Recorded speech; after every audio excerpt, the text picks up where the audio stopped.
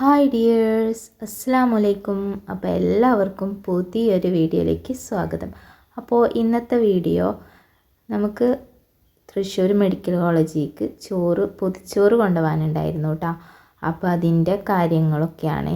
അപ്പോൾ രാവിലെ തന്നെ നമ്മളിന്ന് നേരത്തെ അടുക്കളയിൽ കയറിയിട്ടുണ്ട്. ഇന്ന് നോമ്പാണ്, അതുകൊണ്ട് തന്നെ അത്താഴത്തിന് എണീറ്റ് സുബഹി കഴിഞ്ഞപ്പോൾ പിന്നെ നേരെ അടുക്കളയിലേക്കാണ് കേട്ടോ കയറിയിട്ടുണ്ടായിരുന്നത്. നോമ്പൊക്കെ ആയിക്കഴിഞ്ഞാൽ കുറച്ച് നേരം കിടക്കാറൊക്കെ ഉണ്ട്. പക്ഷേ ഇന്നിപ്പോൾ അതിനൊന്നും പറ്റില്ലല്ലോ. 8 മണി 9 മണിയോട് കൂടിയിട്ട് അവർ ചോറ് വാങ്ങിക്കാൻ വേണ്ടിയിട്ട് വരും. അപ്പോൾ അതിന് കാര്യങ്ങളൊക്കെ വേഗം ആക്കണം. അപ്പോൾ ഇന്ന് കായും പയറും ഉപ്പേരിയാണ് കേട്ടോ ഉണ്ടാക്കാമെന്ന് വെച്ചിട്ടുണ്ടായിരുന്നത്. അപ്പോൾ അത് ഉണ്ടാക്കാനുള്ള കാര്യങ്ങളൊക്കെ ചെയ്ത് വെച്ചിട്ടുണ്ട്. അപ്പോൾ പയർ തലേ ദിവസം തന്നെ നമ്മൾ വെള്ളത്തിൽ ഇട്ട് വെച്ചിട്ടുണ്ടായിരുന്നു. അപ്പോൾ രാവിലെ എടുത്തൊന്ന് വേവിച്ച് വെച്ചു.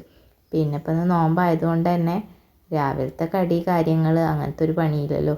അപ്പോൾ ഈ ഒരു പണി നല്ല സുഖമായി നിന്ന് ചെയ്യുകയും ചെയ്യാം. അപ്പോൾ ചോറൊക്കെ നല്ലപോലെ വെന്ത് വന്നിട്ടുണ്ട് കേട്ടോ. അടുപ്പിൽ തന്നെയാണ് വെച്ചത്. നമ്മൾ ആശുപത്രിക്ക് കൊണ്ടുപോകുന്ന ചോറല്ലേ, അപ്പോൾ നല്ലപോലെ വെന്ത് നല്ല രീതിയിൽ തന്നെ നമുക്ക് കൊടുത്തയക്കണമല്ലോ. അപ്പോൾ ചോറ് നല്ല വേവുള്ള അരിയായിരുന്നു കേട്ടോ.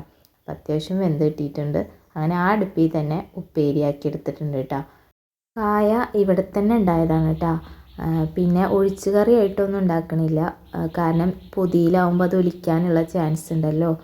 അപ്പോൾ പിന്നെ സെപ്പറേറ്റ് ഒക്കെ ആയിട്ട് നമുക്ക് വെച്ച് കൊടുക്കുക. അത് പിന്നെ കവറൊന്നും പാടില്ല എന്ന് പറഞ്ഞിട്ടുണ്ട്, പ്ലാസ്റ്റിക് കവറൊന്നും പാടില്ല പറഞ്ഞാൽ പിന്നെ അതിനൊന്നും നിന്നുണ്ടായിരുന്നില്ല. അല്ലാതെ തന്നെ അത്യാവശ്യം കറികളും കാര്യങ്ങളൊക്കെ ഉണ്ടായിരുന്നു കേട്ടോ.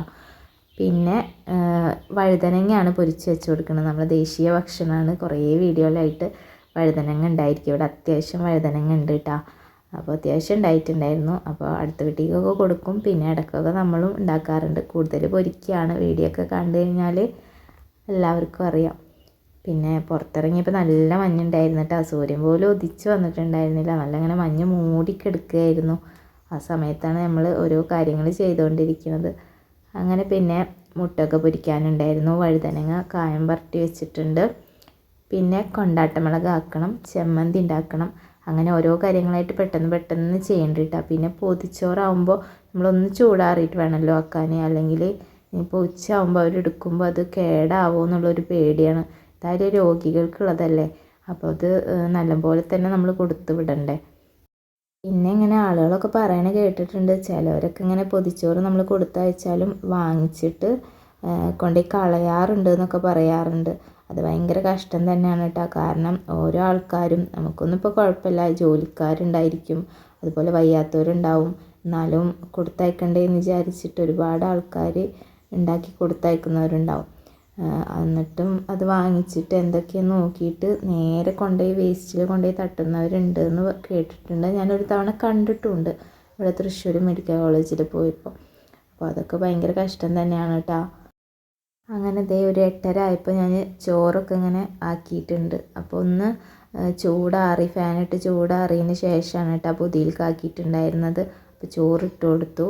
അതുപോലെ ഉപ്പേരി, വഴുതനങ്ങ പൊരിച്ചത്, ചമ്മന്തി, ഉണക്കച്ചെമ്മീൻ ചമ്മന്തി ആയിരുന്നു, മുട്ട പൊരിച്ചത്, അന്ന് നമ്മൾ ഇട്ടിട്ടുണ്ടായിരുന്ന മാങ്ങച്ചാറുണ്ടായിരുന്നില്ലേ അതും വെച്ച് കൊടുത്തിട്ടുണ്ട്. കൊണ്ടാട്ടമുളക് ഒരു 3 എണ്ണം വെച്ചിട്ടുണ്ടായിരുന്നു കേട്ടോ.